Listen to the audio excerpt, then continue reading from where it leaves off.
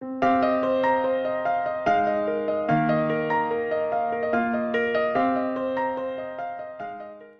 me acompañen a la carta de Judas.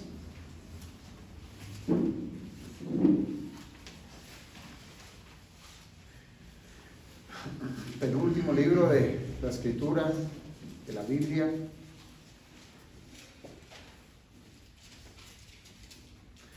Quiero que hagamos una lectura de los versículos 17 al 23, para que tengamos el contexto de lo que aquí el Señor nos está hablando. Judas, versículo 17 al versículo 23. Dice la palabra del Señor: pero vosotros, amados, tened memoria de las palabras que antes fueron dichas por los apóstoles de nuestro Señor Jesucristo, los que os decían: en el postrer tiempo habrá burladores que andarán según sus malvados deseos. Estos son los que causan divisiones, los sensuales, que no tienen al Espíritu. Pero vosotros, amados, edificándoos sobre vuestra santísima fe, orando en el Espíritu Santo, conservaos en el amor de Dios, esperando la misericordia de nuestro Señor Jesucristo para vida eterna. A algunos que dudan, convencedlos; a otros, salvad, arrebatándolos del fuego; y de otros, tener misericordia con temor, aborreciendo aún la ropa contaminada por su carne. Vamos a ver.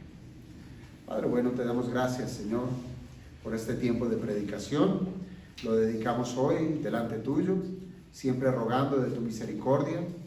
Que tengas, Señor, cuidado de lo que hay en nuestra cabeza, en nuestra mente, en nuestro corazón, las intenciones nuestras, oh Señor, que todas ellas puedan ser depuestas delante de tu voluntad. Que hoy no tengamos distracciones, amado Dios, que logremos concentrarnos, realmente ofrecernos como un sacrificio vivo delante de ti, para que toda nuestra mente, todo nuestro cuerpo, nuestro corazón, nuestro espíritu, oh Padre, tenga la disposición correcta de exponerse a la Escritura. Y hoy te pedimos de manera especial, Padre, que hables al corazón nuestro, para que nos sigas preparando, amado Dios, para estos tiempos tan duros, tan difíciles, en donde muchas falsas doctrinas se han levantado y siguen trasegando el corazón de los hombres, llevándolos al error, y todo porque hombres malvados, hombres perversos han entrado sigilosamente en medio de las iglesias y han comenzado a sembrar la semilla del error. Así es que prepara, Señor, a tu iglesia. Haz de nosotros seres esforzados, capacitados, con la herramienta de tu palabra dispuesta, no solamente en la mano, sino en la mente y aún más en el corazón, para poder tener argumentos de defender, Señor, la fe que nos ha sido dada. Te lo pedimos, Padre, siempre orando en Cristo Jesús. Amén. Amén. ¿Podemos tomar asiento, hermanos?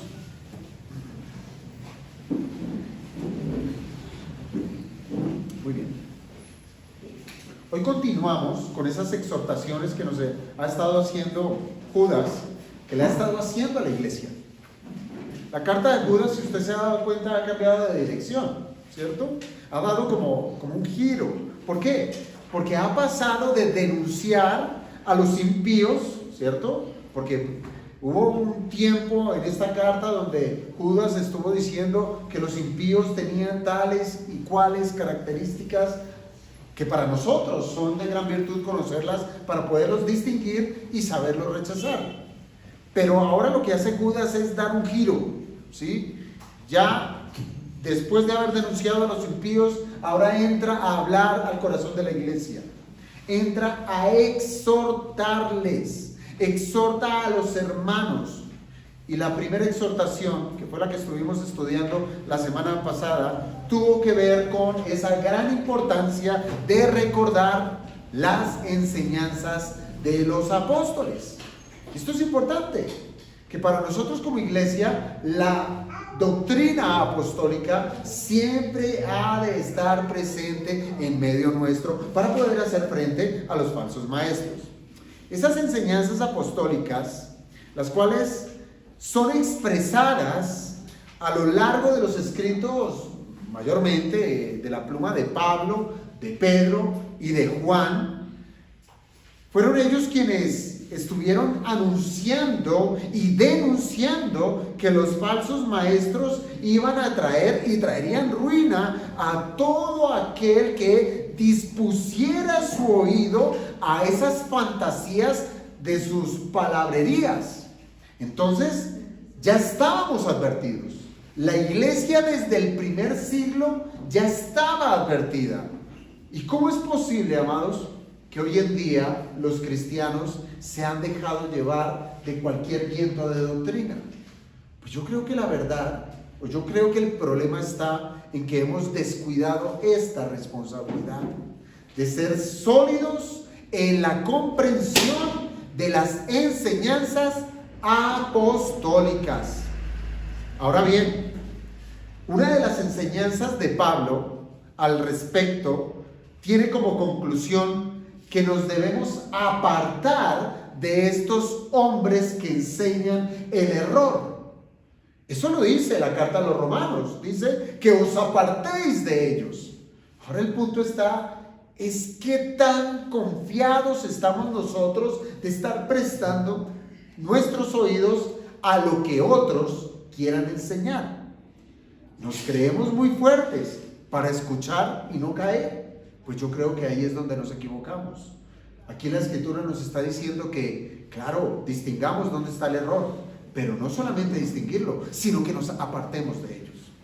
Ahora, en la mañana de hoy, lo que quiero es que nos adentremos es a la segunda exhortación que trae Judas para la iglesia, para nosotros. Y es la exhortación que se encuentra en los versículos 20 y 21. Es la segunda exhortación. Y voy a hacer nuevamente lectura de este par de versículos. Escuche bien. Pero vosotros, ¿se dirige a quién? A la iglesia. Amados. Y les dice primeramente, edificando sobre vuestra santísima fe, orando en el Espíritu Santo, conservaos en el amor de Dios, esperando la misericordia de nuestro Señor Jesucristo para vida eterna. Son dos cortos versículos, pero nos trae una profunda exhortación. Y la manera que vamos a abordar este par de versículos, o la manera que lo vamos a bosquejar, esta enseñanza, es escudriñando 4 palabras que hay en estos dos versos. Son 4 palabras que funcionan como verbos. Son 4 verbos. Y cuando nosotros hablamos de verbos, debemos tener la claridad de que se trata de acciones. Acciones, cosas que la iglesia debe hacer. Pudiéramos decirlo de esta manera. Judas nos está llamando a que la iglesia debe estar en acción, debe estar activa. Óigase bien, no se trata de ese activismo vacío, hueco, de querer llenar un programa con cosas que no aprovechan. No se trata de ese tipo de activismo. Más bien se trata de actividades o de acciones que son propias de la nueva naturaleza de un creyente. Y serán esas, hermanos, esas acciones propias del creyente las que van a dar evidencia de la realidad espiritual de cada quien. Si realmente nosotros obramos lo que aquí Judas nos está diciendo, pudiéramos nosotros decir, soy un cristiano, porque estoy haciendo o viviendo conforme a la voluntad del Señor. Entonces, ¿va a ser un activismo? Sí, pero es un activismo espiritual, es un activismo que va a evidenciar la realidad espiritual de cada quien. Entonces, fuera que es una exhortación para hacer frente a los falsos maestros, también pudiera ser esta enseñanza una manera de medir o de vernos a través del espejo de la Escritura si realmente hemos sido salvos por Cristo Jesús. Ahora bien, en el contexto de la carta de Judas, el escritor no quiere que los creyentes estén en un estado de pasividad. Y no solamente Judas, sino Dios mismo. El mismo Señor Jesucristo, en el mismo momento de partir al cielo, Él les dio instrucciones claras a su iglesia, a sus discípulos. Les dijo: id y haced discípulos a todas las naciones, enseñándole todas las cosas que yo les he enseñado. No nos mandó a estar quietos, no nos mandó a estar en un reposo que casi como que da sueño. No, Él mandó a los creyentes a que estemos persuadidos de que debemos estar actuando, haciendo cosas. Ahora bien, si usted se da cuenta, los impíos de los cuales Judas ha estado hablando, ellos no se quedan quietos. Ellos sí han estado en constante acción. Ellos están continuamente haciendo desastres en medio de la iglesia, ¿sí? Por eso es que ahora debemos tener el entendimiento que somos llamados a la acción. Desde el mismo versículo 3 Judas nos lo ha estado diciendo. Él dijo en el verso 3 que debemos contender ardientemente por la fe que ha sido dada una vez a los santos. Ya con ello Judas nos está diciendo: la iglesia se tiene que mover, la iglesia tiene que actuar. Ahora, con tan solo una lectura de este versículo 3, nosotros podemos concluir que evidentemente la quietud en la iglesia no es algo que Dios está mandando, no, sino por el contrario, que debemos es movernos, si es que hemos estado quietos, es movernos de la quietud a la acción. ¿Para qué? Para hacerle frente a ese tema tan delicado que hoy estamos enfrentando, y es los maestros corruptos y las herejías doctrinales. Judas nos está llamando a la acción. La iglesia, la Biblia nos está llamando a la acción. Dios mismo nos está llamando a que actuemos a través de esta pequeña carta. Y quiero que nos enfoquemos es a qué acción nos está llamando Judas. Y el primer punto que quiero prestar delante de ustedes es que el primer llamado a la acción tiene que ver con que seamos constructores. Si usted ha leído cuidadosamente el versículo 20, cuando menos la primera parte, va a encontrar eso, que el Señor, que Dios mismo, nos está llamando a que seamos constructores. La primera parte del versículo 20 que nos dice: pero vosotros, amados, edificándoos sobre vuestra santísima fe. Entonces, fíjese que aquí ya usted puede encontrar una palabra característica o particular, que es donde nos vamos a sentar en este punto. Edificándoos tiene que ver con construcción, ¿verdad? Pero previo a llegar a esa palabra edificándoos, ¿con qué comienza este versículo? Amados. No, comienza con un pero. Comienza con un pero. Otra vez encontramos aquí un pero. Y recuerde usted que un pero en este contexto tiene que ver con hacer una distinción, ¿sí? Con hacer una diferenciación que hay entre dos cosas. Y en este punto lo que nos está diciendo es que hay una diferencia entre lo dicho antes a lo que se va a decir después. ¿Qué es lo que Judas ha dicho antes? Bueno, de manera muy cercana está el versículo 19. En el verso 19, Judas nos ha enseñado la descripción formal que hace este escritor de lo que es un impío. Judas nos ha dicho: estos son los que causan divisiones. Ese es un impío. ¿Qué hace un impío? Causa divisiones. Son sensuales. Y al ser sensuales es porque no tienen el espíritu. Esos son los impíos. Pero, empieza así el verso 20, allí nos va a mostrar lo que está opuesto a este carácter de un impío. Y no hay nada que esté más en oposición de una división que aquel que construye. ¿No es así? Mire, dividir es destruir. Eso es. Dividir destruye. Las iglesias que se dividen son destruidas, ¿sí? Pero lo que está en contraste y lo que nos presenta aquí Judas, con ese gran pero, es la edificación, algo que construye, va en contra de la división. Ahora sí vayamos a esa palabra edificación. Claro, no podemos pasar por alto que Judas se está refiriendo, está dirigiéndose, es a la iglesia, a vosotros, a amados. Los ama y por ser amados los exhorta. Y ahora sí, les dice, edificando sobre vuestra santísima fe. Esa es la acción a la cual nos está llamando Judas, a que seamos edificados en vuestra santísima fe. Pero ¿qué es eso de ser edificado? Bueno, la palabra griega de edificación significa es construir sobre, construir encima de. Y yo creo que no necesitamos ser constructores como tal para tener una idea clara de lo que es construir. Hasta un niño lo puede entender. Cuando empieza con sus fichitas de Lego a construir algo, sea lo que sea, lo hace sobre una base, ¿cierto? No lo hace sobre el aire, porque allí no hay ningún tipo de construcción. Siempre va a empezar la construcción sobre algo firme para empezar a levantar lo que va a construir. Esa es la palabra edificación, construir sobre algo.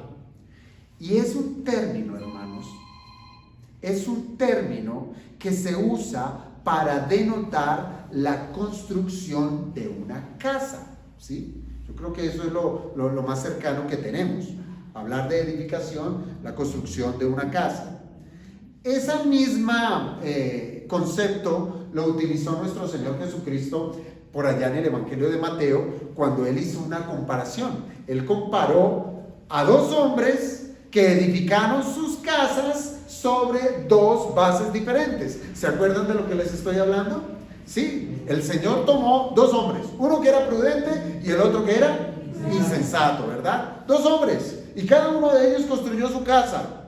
El prudente edificó su casa, ¿dónde? Sobre la roca. Y el insensato edificó su casa sobre la arena. Ese es el concepto de edificar, construir sobre algo. Con eso en mente, hermanos, la literalidad del significado de edificar, aquí Judas nos está exhortando a que nosotros, la iglesia, nos estemos construyendo mutuamente. Eso es a lo que nos está mandando, que entre nosotros nos estemos construyendo. ¿Y cómo es eso? Pues bueno, la misma escritura también nos ha dicho que somos como ladrillos, ¿verdad? Piedras vivas, ¿sí? Y que vamos siendo construidos para formar el templo de Dios. Ahora bien, ¿cómo es posible o cómo podemos nosotros entender que vamos a ser construidos o que nos vamos a construir mutuamente? ¿Cómo yo le pongo una piedra encima de usted? ¿Cómo yo lo construyo a usted? Lo ayudo a edificar. ¿Cómo usted me ayuda a mí a edificar? Es a eso a lo que nos está llamando Judas. Y eso es lo que nos va a dar a entender.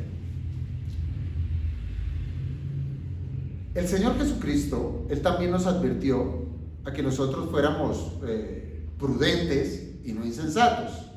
Que nuestra construcción debe estar sobre un fundamento que sea sólido como la roca, es decir, algo que sea inamovible, ¿sí? Y Judas, pues nos está hablando de eso, nos trae luz de lo que dijo el Señor Jesucristo. ¿Qué es eso de edificar sobre la roca? Y Judas dice, es edificar sobre vuestra santísima fe.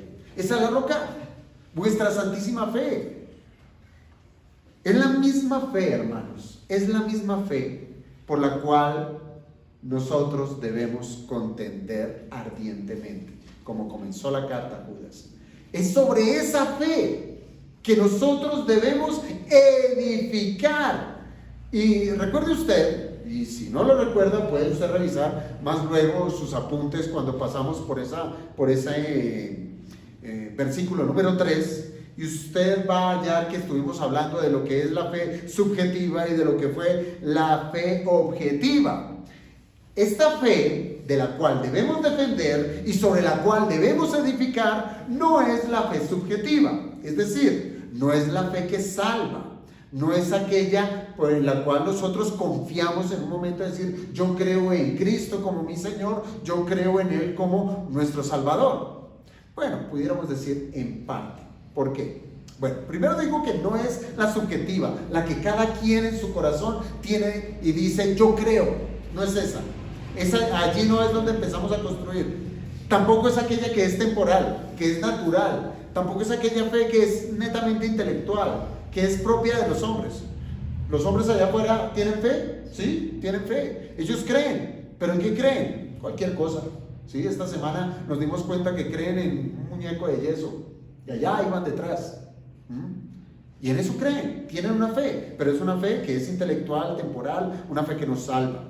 Ahora, ¿cuál es la base a la cual nos está diciendo Judas acá? Nos habla de una fe que es objetiva. Es una fe, va a ser esa base sobre la cual nosotros vamos a edificarnos los unos a los otros.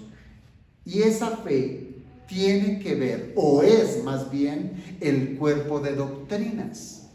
Es el cuerpo doctrinal, es el contenido de lo que se cree, ¿sí?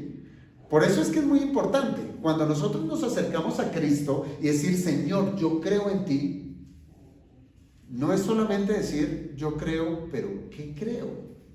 ¿Sí? Usted le pregunta al católico romano, ¿usted cree en Jesús? Y él dice, sí, yo creo. Lo mismo al mormón, lo mismo a cualquiera que se diga ser cristiano, va a creer en Jesús. Un escritor dijo la siguiente frase: la cuestión es lo que creemos, no simplemente que creamos. Y yo creo, hermanos, que esta cita tiene mucho sentido. ¿Por qué lo digo? Porque aún los impíos creen en sus prácticas heréticas. Creen que todo lo que pidan en oración lo van a recibir, simplemente por el hecho de que creen que eso va a suceder. Y esto, si usted lo piensa muy bien, esto es antibíblico, pues se está alejando y se está dejando completamente a un lado la soberanía de Dios, al soberano Dios, de quien depende exclusivamente las respuestas de las oraciones. Entonces el punto aquí, amados hermanos, es ¿qué es lo que nosotros creemos? ¿Qué es lo que debemos creer? Hermanos, la iglesia del Señor ha de creer en la doctrina de los apóstoles, que ha sido predicada desde la iglesia primitiva. Piense usted, todos los que desde el Pentecostés fueron añadidos a la iglesia por la predicación del Evangelio y el poder del Espíritu Santo, se dedicaban al unísono a una cosa, a la enseñanza de los apóstoles. La iglesia, amados hermanos, claro, es edificada de diferentes maneras, pudiéramos así decirlo. La iglesia es edificada a través de la palabra de Dios.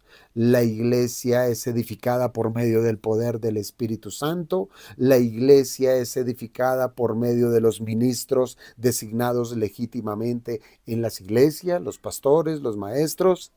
Pero hermanos, de lo que nos está hablando aquí Judas es que la iglesia también es edificada cuando entre los hermanos de la congregación se ayudan unos a los otros usando la Biblia, usando lo que han aprendido.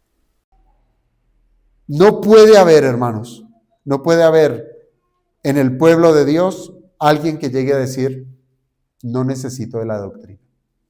No puede haberlo. Yo le pregunto, ¿qué le vamos a enseñar a nuestros hijos si no tenemos doctrina? ¿Qué le vamos a enseñar a los que están cerca? ¿Cómo vamos a aconsejar a aquel hermano que lo necesita si no estamos preparados en la doctrina? ¿Cómo vamos a juzgar un caso de pecado en medio de la iglesia si la doctrina no está en nuestro corazón? ¿Qué vamos a hacer cuando nuestra alma esté sedienta? Cuando nosotros seamos los primeros necesitados. ¿Qué vamos a hacer para poder solventar nuestra necesidad si no hay doctrina? ¿Cuál será, hermanos, la defensa que vamos a poner ante las amenazas de los falsos maestros? Van a entrar y nos van a atropellar y nosotros, además del atropello, le vamos a decir amén. ¿No es así? Dios quiere hallar en su pueblo hombres y mujeres que seamos bíblicos del libro. Hombres y mujeres que entendamos la Escritura. Así como se lo dijo Pablo a Timoteo, a fin de que el hombre de Dios sea perfecto, enteramente preparado, ¿para qué? Para toda buena obra. Incluye allí la edificación mutua. Para eso es. Desde que la iglesia ha dejado a un lado las Escrituras y le ha quitado esa porción de estudiar la Biblia y se ha dedicado más bien a esas actividades vacías de tener un buen tiempo de música, de ver una buena película, de que el teatro, de que la danza, de que lo uno, de que lo otro, y ha dejado la Escritura a un lado. ¿Qué ha ocurrido? El enemigo sí ha tomado lugar. Él sí ha aprovechado esos espacios. Él ha llenado esos lugares con falsas enseñanzas que lo único que conllevan es a prácticas impías. Prácticas impías. De manera particular, hermanos, así también le ocurre al creyente. Basta con dejar a un lado la Biblia y el mundo con sus filosofías va a actuar de una manera sumamente agresiva, queriendo ¿qué? Moldearnos. Eso es lo que va a hacer el mundo. Usted quite la Escritura del frente suyo y llega al mundo y eso sí llena ese espacio vacío. Y va a hacerlo de una manera tan agresiva que usted solo con un computador, con un teléfono en su mano, usted es expuesto a cualquier basura. Porque es solamente basura lo que usted puede hallar allí. Usted tiene que escarbar muy bien y ser muy diligente para poder encontrar algo que sea de provecho. Pero el mundo, ¿qué es lo que quiere? Introducir su filosofía de una manera agresiva, queriendo moldearnos a la luz del mundo. Y por eso es que encontramos a cristianos que se parecen más a mundano. ¿Sí? ¿Dónde estás, cristiano? No, estoy en el bar. ¿Dónde estás, cristiano? Tomándome una cerveza, pero no me voy a emborrachar. ¿Dónde estás, cristiano? Me estoy fumando este cigarrillo. ¿Pero por qué lo haces? Ah, pero si Spurgeon lo hizo. Entonces, para todo hay algo. Para todo hay algo. Y tenemos eso, que la cultura ha estado moldeando la mente de los cristianos que no tienen la Biblia en su corazón. Se asemejan más al mundo que a Dios. Los miércoles estamos estudiando un libro de J.C. Ryle y aprovecho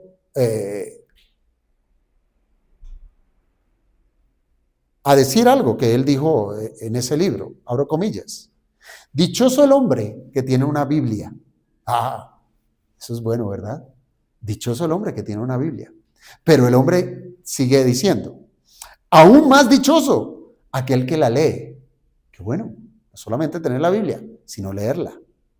Y el más dichoso de todos es aquel que no solo la lee, sino que también la obedece y la convierte en la regla de su fe y su comportamiento. Hermanos, no es solamente tener una Biblia por tenerla. Yo se los he dicho una y mil veces. En un tiempo, Satanás lo que quiso fue quitarle la Biblia de las manos al pueblo y lo logró. ¿Sí? En un tiempo tan oscuro, en donde misas en latín, donde el pueblo no entendía nada, el único que podía leer la Biblia era allá el cura y demás. Pero el pueblo no. Pero ahora Satanás sabe que les voy a llenar de Biblias sus bibliotecas y ninguna de ellas la leemos. Las tenemos en inglés, en español, las tenemos en una traducción, en otra traducción y no se leen, no se leen. Así es que, amados, no hay mejor forma, no hay mejor fuente para cimentar nuestras convicciones que la que Dios provee. ¿Acaso podríamos nosotros elegir hoy en día un libro que esté rompiendo las ventas en este mundo para hacerlo de nosotros nuestro cimiento, nuestra base de lo que decimos creer? Tengamos cuidado de eso. Claro, nosotros vamos a encontrar muy buenos libros cristianos y los encontramos, pero no hay nada, no hay ninguno de ellos que se compare a la Biblia, ninguno. La Biblia nos habla de Cristo. La Biblia es el fundamento de la iglesia. Usted recuerda esas palabras que también en esta semana también tuvieron mucha cabida en esa declaración que hizo Pedro delante del Señor. Cuando el Señor le dice, tú eres Pedro, y sobre esta roca edificaré mi iglesia. El fundamento de la iglesia es esas palabras que dijo Pedro. ¿Qué dijo Pedro? Cristo, tú eres el Cristo, el Hijo del Dios viviente. Y es allí donde el Señor con contundencia le dijo, es cierto. Y sobre esa roca, sobre ese fundamento, edificaré mi iglesia. Sobre que yo soy el Cristo y yo soy el Hijo del Dios viviente. Esa es la declaración de Pedro, a quien le fue revelada por el Padre que está en los cielos. Hermanos, la confesión de Pedro ha venido a ser para la iglesia esa muralla que nos defiende de los falsos maestros. ¿Dónde se asienta nuestra fe? En que Jesucristo es el Señor, Él es el Hijo de Dios. Esa es la muralla que nos defiende de los falsos maestros que proclaman sus herejías. Solo la Biblia, hermanos, solo la Biblia es la que da testimonio de nuestro Salvador. Solo es la Biblia, solo en la Biblia nosotros podemos conocer el carácter de Cristo. Solo en la Biblia nosotros podemos conocer las demandas del gran Rey. Solo en la Biblia está el conocimiento del plan redentor. Solo en la Biblia encontramos que sobre esa roca, Cristo, está edificada la iglesia, no sobre un hombre. ¿Cierto? Así es que ese verbo usado por Judas, edificándoos, está expresando una acción que no se quedó allá en el tiempo, en un punto en particular, sino es una acción que es continua. Edificándoos continuamente, lo cual nos debe llevar a reflexionar que en todo tiempo y en todo lugar nosotros debemos estar creciendo en la palabra de Dios.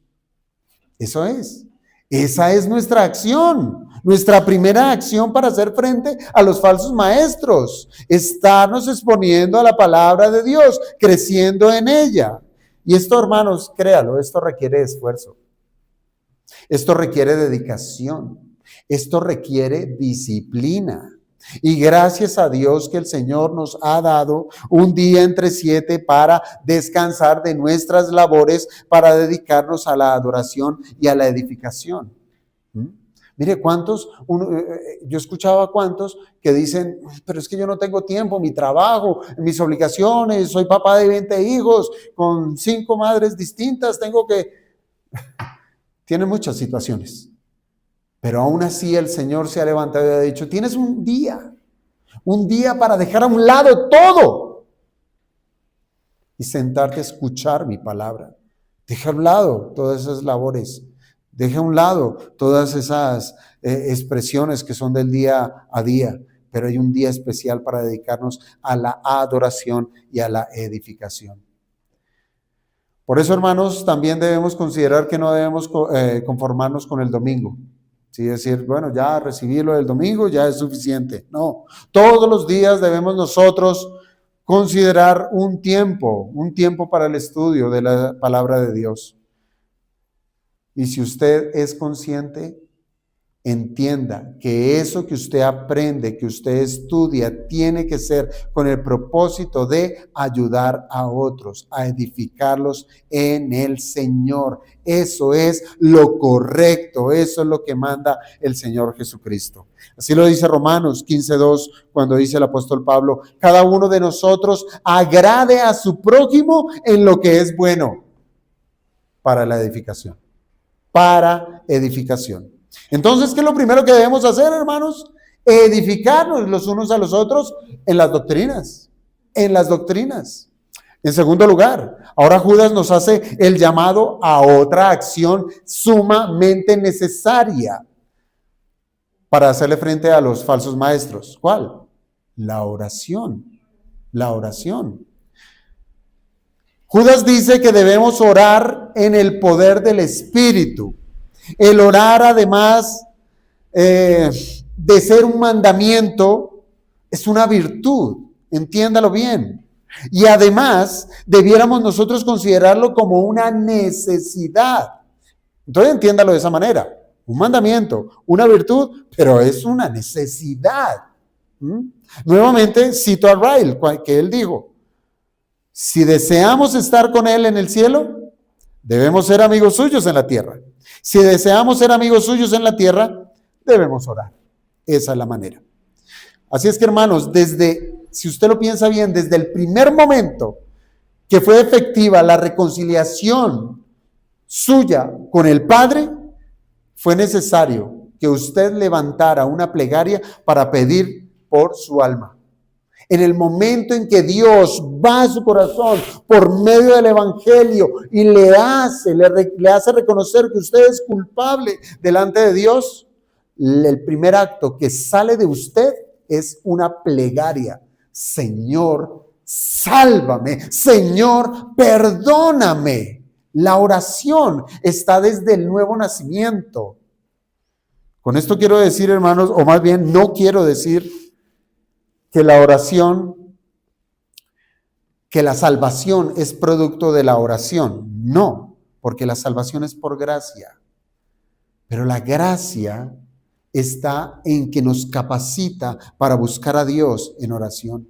Él nos capacita para poder responder a su ofrecimiento, haciéndonos sensibles a la magnitud del pecado nuestro que nos lleva a clamar por salvación. Desde el primer momento de que fuimos salvos, allí está esa bendita virtud, esa bendito mandamiento, esa bendita necesidad, y es que debemos orar. Hermanos, la oración siempre ha de acompañar al creyente, si es que realmente lo es. El hábito de oración es un distintivo que nunca ha de faltar en aquel que ha recibido misericordia. Así es que debiéramos ser más reflexivos en cómo está nuestra vida de oración.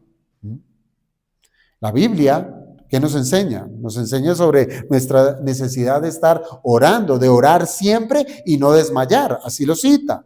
Lo cual se traduce ¿en qué? En que estamos necesitados de Dios. Hermanos, cuando una persona, un cristiano, no ora, pues sencillamente está diciendo que no necesita de Dios, que Él es suficiente por sí mismo.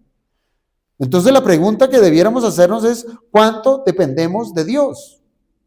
¿O somos tan suficientes que no le necesitamos? Pues bien, en el contexto de esta carta que estamos estudiando, es de gran premura orar. El peligro en el que se estaba encontrando la iglesia era un peligro inminente, recuérdelo. Falsos maestros que estaban entrando en la congregación, que estaban enseñando herejías, que estaban arrastrando a los incautos a apostatar de la fe. Y es allí donde es de gran necesidad orar. La oración es una de las armas del creyente. Entiéndalo. Es una arma que nos va a librar de ser una presa fácil de una falsa enseñanza. Recordemos, hermanos, que cuando nuestro Señor, horas antes de ser crucificado, Él estando en el Getsemaní, Él advirtió a sus discípulos a que ellos deberían velar y orar, ¿cierto? ¿Para qué? Para que no cayeran en tentación. Y allí nuevamente está la reflexión. Siempre nos preguntamos, pero Señor, la tentación aquí, la tentación allá, y siempre caigo en este pecado, Señor. Pero te he dado la salida, te he dado la herramienta. Orad para que no caigas en tentación. Y un ejemplo de esto, de la falta de oración, estuvo en los Gálatas. Si usted lo piensa bien, cuando uno lee la carta a los Gálatas, las iglesias de Galacia son un ejemplo de descuido de la oración. ¿Por qué? Porque ellos sucumbieron a la tentación. Ellos se apartaron de la fe en la cual anduvieron por algún tiempo. Ellos fueron seducidos por los falsos maestros. ¿Por qué? Porque no oraron. Hermanos, no estamos exentos a fallarle a nuestro Dios. No estamos exentos a decir, o más bien, no es un llamado a que seamos perfectos. Bueno, el llamado sí es a la perfección, pero no vamos a alcanzar esa perfección en este mundo. Por tanto, vamos a fallar. Y un ejemplo de ellos es ver a Pedro. ¿No era Pedro, el apóstol Pedro? Mire, Pedro era un hombre particular. Si usted encuentra al grupo de los discípulos del Señor, un grupo grande que le seguía, pero aún así había un círculo más cercano al Señor, que eran los 12, ¿verdad? Estaban con el Señor. Pero aún en medio de ese círculo de los 12, había un círculo más cercano, que eran 3 discípulos, entre los cuales estaba Pedro, Juan y Jacobo. Eran los más cercanos al Señor. Y allí tenemos a Pedro, que hacía parte de ese círculo íntimo del Señor. Y cuando llegó la hora de la prueba, ¿qué hizo Pedro? Lo negó. Negó al Señor, lo negó 3 veces. Por eso, hermanos, no es de balde que nosotros seamos animados a orar sin cesar. Pedro estuvo muy cerca del Señor. Nosotros, ¿qué tan cerca estamos de Él? Necesitamos más la oración. Debemos orar. Porque si no oramos, fácilmente vamos a caer en lo que nos diga cualquier charlatán, cualquier hablador, cualquier filosofía de este mundo. Y allí caeremos. Y nos va a decir, eso de la ley no es tan riguroso. Usted puede vivir como usted le plazca. Usted puede hacer de su vida como usted mejor se sienta. Y claro, uno empieza a ser sensibilizado es por lo que dice el mundo.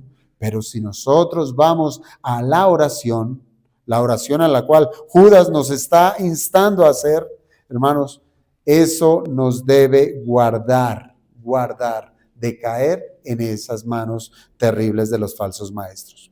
Ahora, Judas no nos está hablando precisamente del descuido de la oración privada, no, sino más bien nos está hablando es de ese carácter público, porque Judas está refiriendo a un problema de la iglesia, a un problema común, a los falsos maestros que entran a la iglesia y les dice a la iglesia, oren en el Espíritu. Por eso él se refiere a la oración congregacional, a la oración que debemos hacer juntos como hermanos. Y hay un pasaje en el Evangelio, en Mateo 18, claro, aunque el contexto tiene que ver con la disciplina, que nos deja claro la necesidad de orar juntos, de orar como hermanos en comunión, la oración pública. Y es lo que tenemos en Mateo 18, versos 19 y 20, cuando dice el Señor, otra vez os digo, que si 2 de vosotros se pusieren de acuerdo en la tierra acerca de cualquier cosa que pidieren, les será hecho por mi Padre que está en los cielos. Porque donde están 2 o 3 congregados en mi nombre, allí estoy yo en medio de ellos. Esto sí es una promesa de alto calibre, hermanos. Una promesa que no puede ser pasada por alto. El Señor está prometiendo aquí estar en medio de todos aquellos que con una fe humilde oran al Padre. Ahora, como si esto fuera poco, hermanos, la respuesta a nuestras peticiones lícitas serán hechas. Y óigase bien, resalto la palabra lícitas. ¿Por qué digo que lícitas? Hermanos, esto a razón de las advertencias que también nos hace la Escritura desde la carta de Santiago, cuando él dijo, pedís y no recibís. ¿Por qué? Porque pedís mal. Pedís para gastar en vuestros deleites. Estas son peticiones ilícitas. ¿Por qué muchas veces no recibimos lo que pedimos? Porque estamos pidiendo únicamente para nuestra conveniencia. Pedimos es de una manera egoísta. Pedimos de una manera pecaminosa. Siempre que nosotros pidamos algo en oración, tiene que estar sujeto a la voluntad de Dios. Entiéndalo muy bien. Siempre que pidamos algo en oración, debe estar sujeto a lo que Dios ha dicho, a su voluntad. Si nosotros pedimos algo que no sea su voluntad, sino la nuestra, eso deja de ser un acto de piedad, sino más bien un acto egoísta, pecaminoso. Por eso es que tiene mucho sentido que Judas ponga en primer lugar que seamos edificados en la doctrina, ¿no le parece? Eso es lo primero que debemos hacer, ser edificados en la doctrina. Pues de esa manera, cuando estemos saturados de la palabra de Dios, saturados de la doctrina, vamos a saber con certeza qué pedir. ¿No le parece? Ese es el orden lógico. Cuando la iglesia conozca el poder de la oración, es porque se ha aprovechado de los preceptos de Dios y hará de ellos sus peticiones todos los días. Conocer la voluntad de Dios nos va a llevar a saber pedir bien, saber pedir lo que verdaderamente nos conviene. Así es que Judas, con este mandamiento, lo que hace es atacar directamente el carácter falso de los maestros, de los falsos maestros, perdón. Mientras que para ellos su deleite, el de los falsos maestros, es andar según sus malvados deseos, es decir, ser egoístas. Ahora para los santos del Señor siempre será buscar el hacer su buena voluntad. ¿No le parece? Ese es el orden. El falso maestro, el impío, busca hacer su voluntad. El Hijo de Dios va a buscar hacer la voluntad de su Padre. Y para poder buscar la voluntad de su Padre, tendrá que conocer la voluntad del Padre y su doctrina. Y para poder pedir por esa voluntad, tendrá que orar. Es verdad, hermanos, que algunas veces nuestras oraciones no van a estar alineadas a la voluntad de Dios. ¿Por qué? Porque hemos descuidado el estudio diligente de la Escritura. Pero Judas nos va a dar la solución, aún en esa negligencia nuestra. Judas nos da una solución a esa limitante. Dentro del mandamiento está la condición de hacerlo en el Espíritu. Calvino, él dijo alguna vez, tal es nuestra pereza y tal es la frialdad de nuestra carne que ninguno puede orar correctamente a excepción de que sea despertado por el Espíritu de Dios. Es por el Espíritu que nuestras oraciones realmente serán contestadas. El mandamiento que nos presenta aquí Judas, por ende, nos muestra que necesitamos de la dependencia del Espíritu Santo. Y asimismo, el mismo apóstol Pablo lo tenía muy en mente, ¿sí? Él alentó a la iglesia de Roma, por ejemplo, a que no estaban solos para afrontar sus dificultades y que aún en medio de las debilidades de la iglesia, aún cuando somos nublados en el conocimiento de la voluntad de Dios, será el Espíritu Santo quien ora por nosotros y por nosotros. Hermanos, no hay excusa para no orar, no la hay. Aún en nuestra ignorancia, el Espíritu Santo va a interceder por nosotros. Esto no significa, hermanos, que nos quedemos en la ignorancia, ¿verdad? Que digamos, dependamos del Espíritu, ¿qué es el Espíritu y el Espíritu? Y no estudiemos la doctrina, no. Si nosotros cayéramos en semejante mal de decir, yo dependo del Espíritu, Él ora por mí, Él sabe qué pedir, hermanos, eso sería contado por pecado. ¿Cuánta necesidad hay en la iglesia del Señor, hermanos? ¿Cuántos peligros nos asedian todos los días? Y si la verdad nosotros no oramos, quiere decir que somos unos arrogantes. ¿Por qué? Porque decimos que no necesitamos. No estamos estimando el señorío de nuestro Dios. No estamos estimando que Dios es poderoso para guardarnos de todo mal. Es más, estamos diciendo que somos suficientes para poder dar frente a los falsos maestros. El libro de Hechos nos muestra cómo los discípulos del Señor, recién el Hijo de Dios subió al cielo, ellos se reunieron, entiéndase esto, ellos no se reunieron a planear, a decir, bueno, el Señor se fue, ahora reunámonos y metámosle cabeza a este asunto a ver cómo salimos adelante. ¿Cómo es que hacemos de esta iglesia un asunto poderoso en donde traigamos más adeptos, etcétera? No, ellos no se reunieron a planear qué había de hacer de ahora en adelante. Ellos se reunieron a orar. Dice la Escritura que todos ellos perseveraban unánimes en oración y ruego con las mujeres y con María, la madre de Jesús, y con sus hermanos. ¿A qué se reunieron? A orar. Ahora, hermanos, esa perseverancia en la oración y en la edificación mutua son el sustento para el tercer llamamiento que nos hace Judas, que tiene que ver con que nos mantengamos en el amor de Dios. El versículo 21, en la primera parte allí nos dice, conservaos en el amor de Dios. ¿Qué es eso de conservaos en el amor de Dios? Hermano, la exhortación tiene que ver con esa responsabilidad que todo cristiano tiene de permanecer en la esencia de Dios. ¿No dice la Escritura que Dios es amor? Pues entonces aquí Judas nos está diciendo que debemos estar en Dios mismo, que es amor. ¿Qué es esa palabra conservaos? Bueno, es una palabra que ya Judas ha utilizado previamente, más aún en el versículo 1.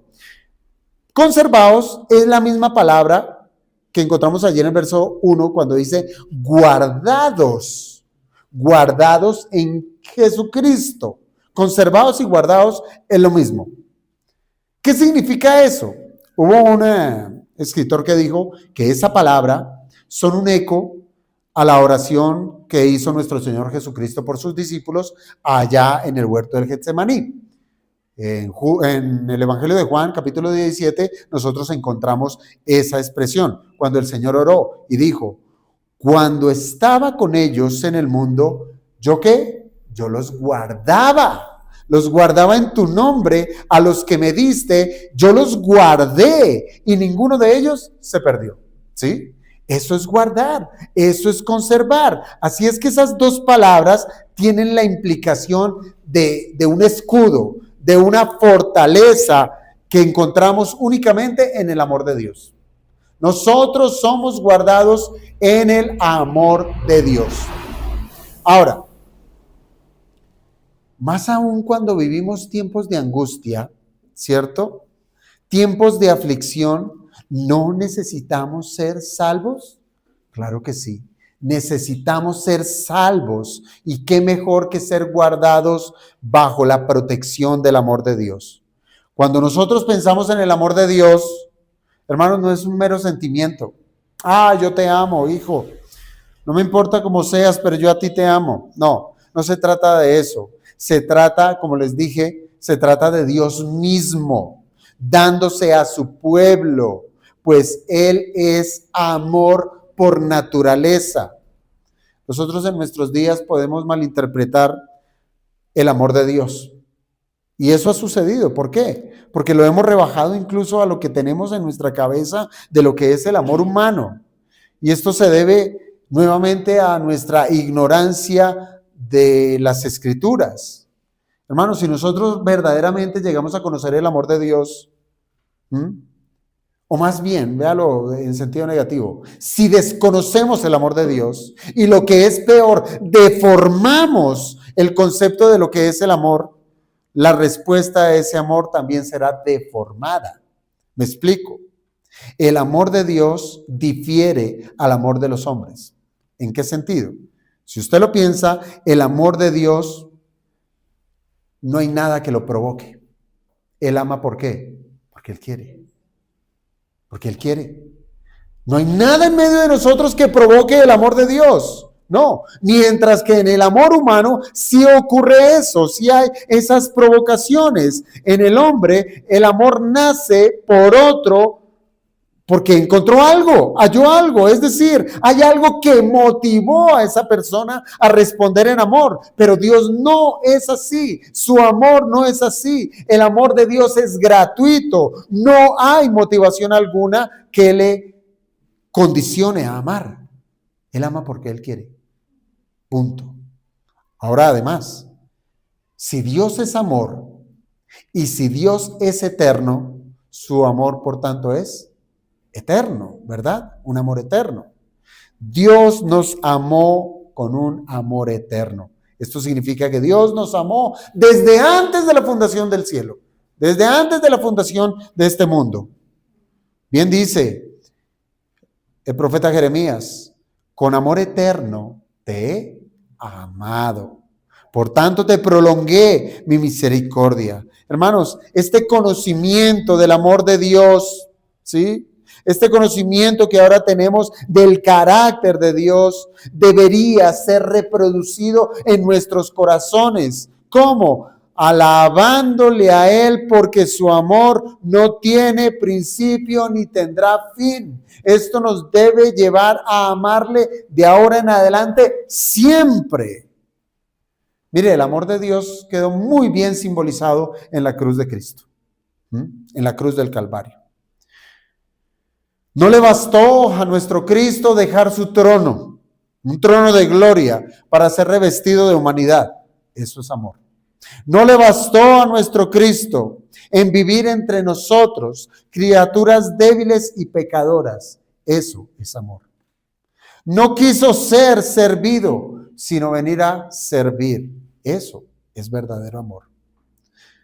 Nadie le quitó la vida. Él mismo dijo, yo la pongo. Eso es amor. Él mismo subió a la cruz y todo fue por amor a su pueblo. Hermanos, si pudiéramos resumirlo todo, el acto redentor de Dios, podemos decir que su amor nos ha salvado.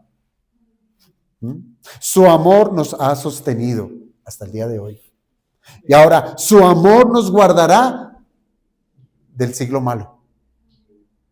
Meditar en la obra del amor de Dios nos ha de mantener seguros, y no seremos tentados por la apostasía. Por eso aquí Judas nos está diciendo, conservaos, ¿sí? Guardaos en el amor de Dios. Allí es el mejor lugar de estar, en su amor.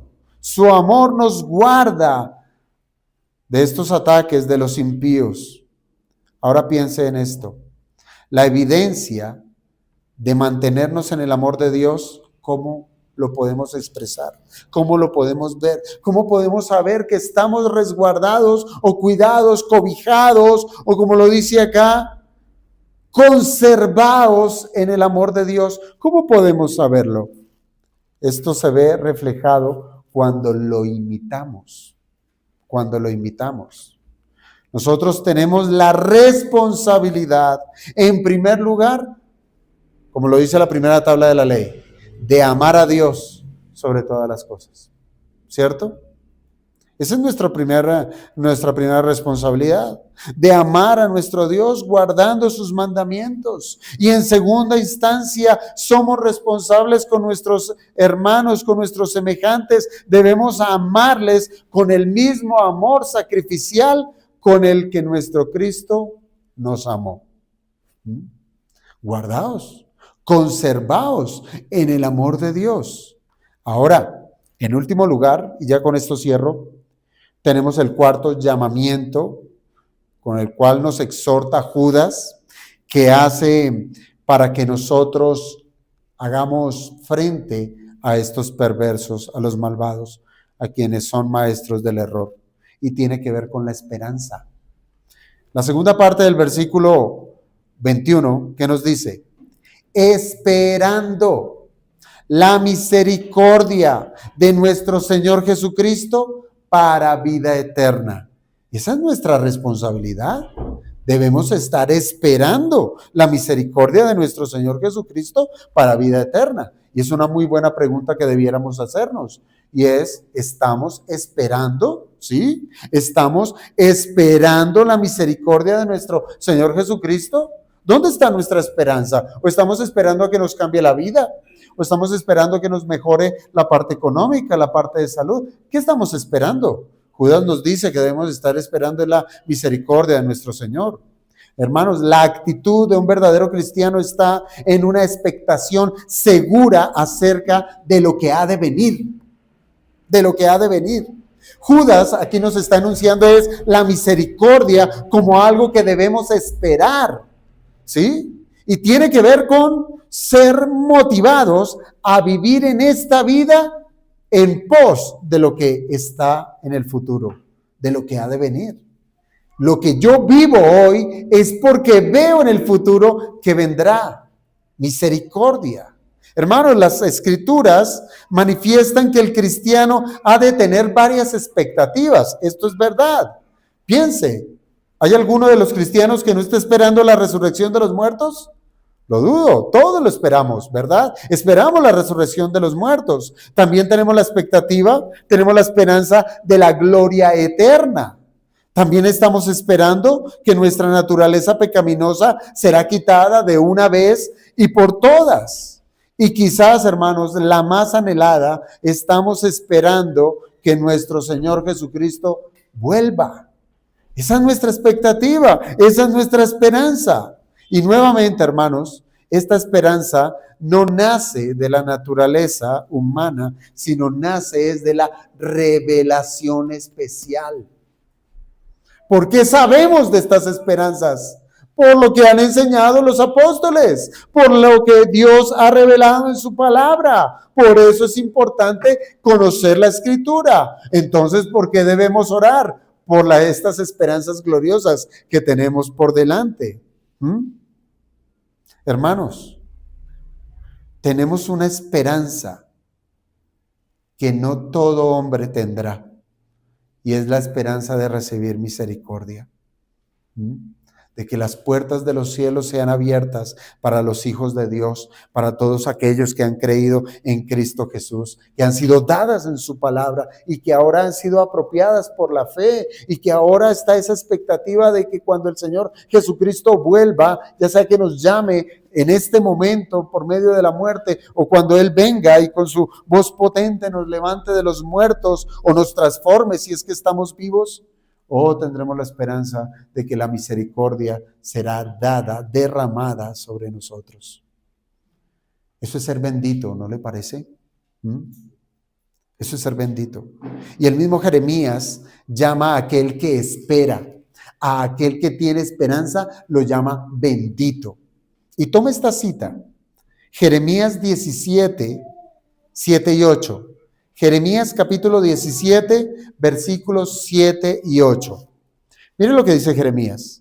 Bendito el varón que confía en Jehová. Eso es ser bendito. Si nosotros hasta el día de hoy hemos confiado más bien en nuestra propia prudencia, en lo inteligentes que somos, hemos puesto nuestra confianza en lo hábiles que somos en trabajar, con nuestra cabeza, con nuestras manos, qué sé yo, no somos bienaventurados, no somos benditos. Bendito el varón que confía en Jehová y cuya confianza es Jehová. Porque será como árbol plantado junto a las aguas, que junto a la corriente echará sus raíces y no moverá y no verá cuando viene el calor, sino que su hoja estará verde. Y en el año de sequía no se fatigará, ni dejará de dar fruto. Así es que, hermanos, pareciera que aquí Judas, con este par de versículos 20 y 21, está apuntando, o en lo que respecta a esta esperanza, está apuntando a ese día de juicio. Pues nos manda esa que esperemos misericordia. Para que tengamos misericordia de nuestro Señor Jesucristo. Y recordemos que en aquel día que ha sido establecido por Dios para juzgar al mundo, hay dos vasos, dos clases de vasos. Están los vasos de ira, que van a recibir destrucción. Pero para los vasos de misericordia se hará notoria las riquezas de la gloria de Dios para que brillemos con más intensidad sobre los demás. Hermanos, esta misma carta en la cual nosotros hemos estado estudiando nos presenta una realidad en que si hay misericordia para nosotros, habrá quienes no la tendrán, quienes no albergan la esperanza de recibir el cuidado del amante Dios, sino que recibirán ira en el día de la ira, ¿sí? Fueron destinados para la condenación, así lo dice Pablo en la carta a los Romanos. Así es que, hermanos, la expectativa que nosotros tenemos para aquel día está muy lejos de lo que todo el mundo está allá afuera esperando.